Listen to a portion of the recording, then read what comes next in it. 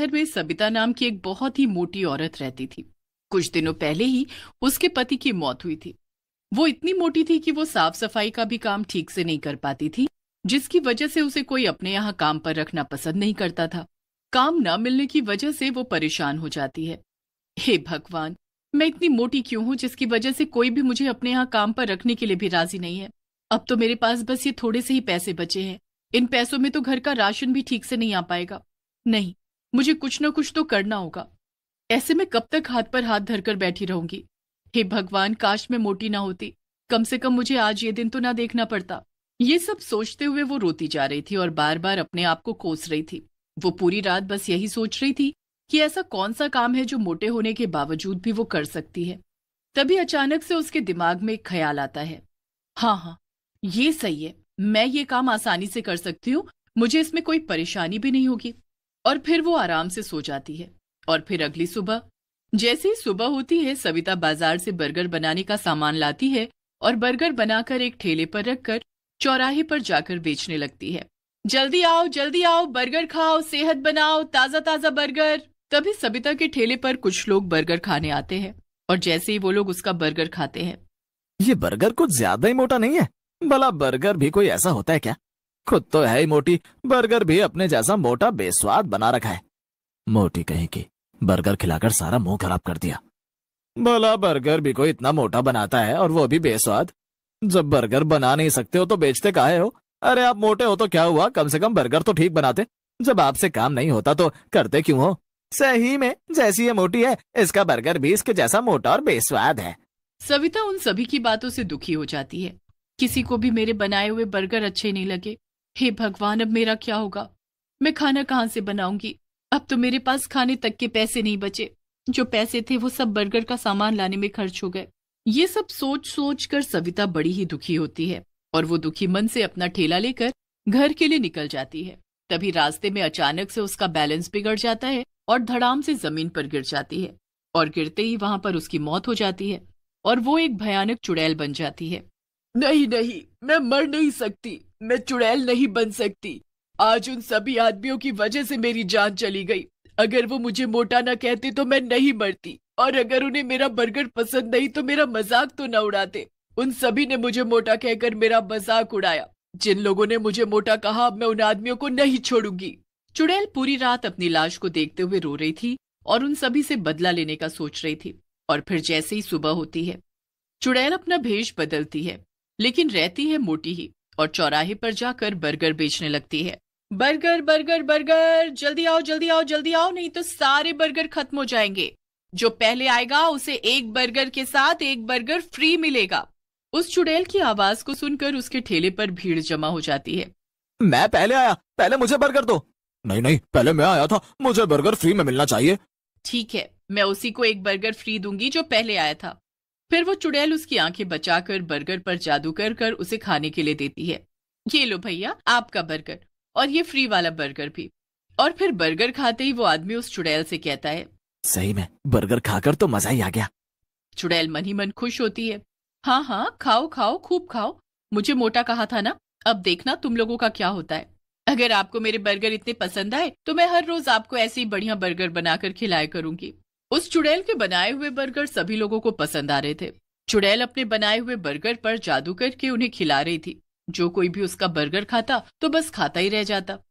ये औरत इतनी मोटी होने के बावजूद भी इतनी जल्दी और इतना बढ़िया बर्गर कैसे बना लेती है?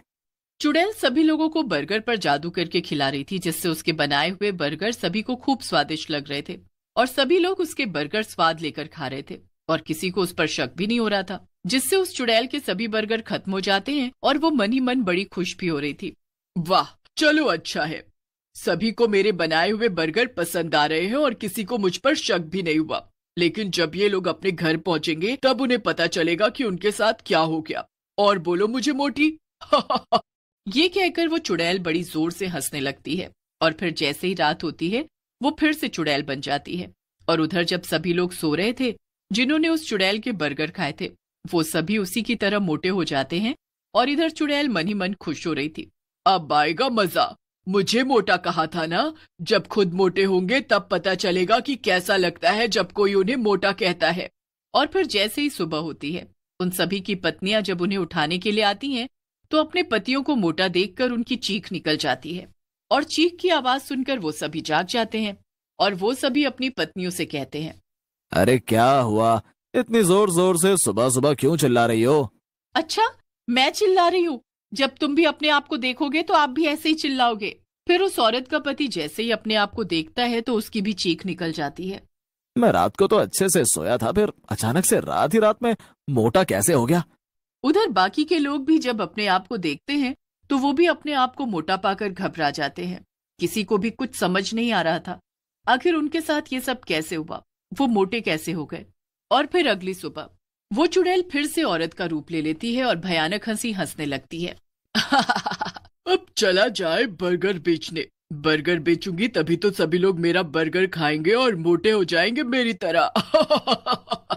फिर वो और ज्यादा जोर से हंसने लगती है और बर्गर बेचने के लिए निकल जाती है और चौराहे पर जाकर अपना ठेला खड़ा करके बर्गर बेचने लगती है।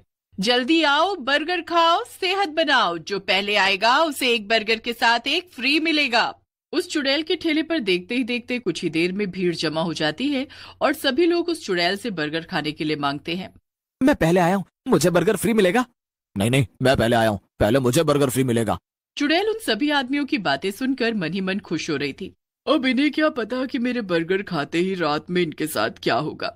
खूब खाओ मेरा बर्गर, तभी तो मोटे और मोटे होते जाओगे। तभी सभी आदमी चुड़ैल से बर्गर खाने के लिए मांग रहे थे और चुड़ैल सभी को बर्गर पर जादू करके उन्हें खिला रही थी और सभी लोग उसका बनाया हुआ बर्गर स्वाद ले लेकर खा रहे थे। और फिर जैसे ही रात होती है वो सभी आदमी मोटे हो जाते हैं जिन्होंने उस चुड़ैल के बर्गर खाए थे। उधर चुड़ैल उन्हें मोटा होता देख बड़ी खुश हो रही थी। सब के सब मोटे होंगे मेरी तरह, मुझे मोटा कहा था ना, अब पता चलेगा सबको कि मोटा होना क्या होता है। और फिर जैसे ही सुबह होती है वो सभी आदमी जब अपने आप को मोटा पाते हैं तो बुरी तरह घबरा जाते हैं और फिर वो सभी एक जगह इकट्ठे होकर आपस में बातें करने लगते हैं। पता नहीं भैया, मैं रात तो अच्छे से सोया था, पता नहीं सुबह तक मोटा कैसे हो गया। सही में मैं भी जब रात को सोया था तो बिल्कुल ठीक था और जब सुबह उठा तो पता नहीं मोटा कैसे हो गया। मेरी घरवाली तो मेरे साथ जाने से भी मना करती है क्योंकि मैं मोटा जो हो गया हूँ, उसे मेरे साथ जाने में भी शर्म आती है। ये बात तो तुमने सही कही भैया, मेरी घरवाली तो मुझसे बात तक नहीं करती, कहती है पहले पतले हो जाओ तभी मैं तुमसे बात करूंगी। अरे तुम सबका तो फिर भी ठीक है, मेरी वाली ने तो मुझे खाना पीना तक देना बंद कर दिया है और खाने में वो मुझे घास फूस खिला रही है, कहती है ऐसे खाकर तुम पतले हो जाओगे। कुछ ना कुछ तो जरूर गड़बड़ है, हमें पता तो लगाना पड़ेगा। चलो हम अभी के अभी पुजारी जी के पास चलते हैं, वही हमें कुछ बता सकते हैं। फिर वो सभी आदमी मिलकर पुजारी जी के पास जाते हैं और उन्हें सारी बात बताते हैं। अच्छा तो ये बात है, तुम लोग जिस औरत से बर्गर खरीद कर खाते हो वो कोई औरत नहीं, एक चुड़ैल है। चुड़ैल? हाँ चुड़ैल, और वो तुम सभी से अपना बदला ले रही है। पुजारी जी अब आप भी हमारी मदद कर सकते हैं और उस चुड़ैल से बचा सकते हैं। ठीक है, ये लो भभूत और इसे ले जाकर बर्गर में मिलाकर उसे खिला देना। पर हम उसे खिलाएंगे कैसे? ये मेरा काम नहीं है, मैंने अपना काम कर दिया है, अब तुम लोग अपना काम करो।